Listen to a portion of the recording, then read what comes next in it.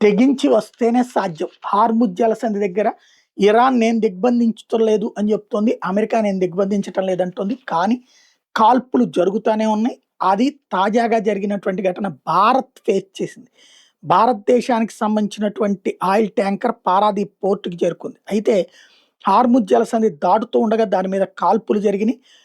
ఒరిస్సాలోని పారాదీప్ పోర్టుకి చేరుకునే ముందు జరిగినటువంటి ఆ దాడి నుంచి తప్పించుకుంది. అత్యంత క్లిష్ట పరిస్థితుల్లో చేసిన ప్రయాణం గురించి పారాదీప్ పోర్ట్ అథారిటీ ఎక్స్ వేదికగా చెప్పుకోవచ్చు. 2 మిలియన్ బ్యారెళ్ల ఇరాక్ చమురుని మోసుకొచ్చిన ఆ నౌక పేరు ఎన్టీ సన్మార్ హెరాల్డ్. ఇరాన్ జలాల్లో ఉన్నప్పుడు ట్యాంకర్ మీద దాడి జరిగిందని పోర్ట్ అథారిటీ చెప్పింది.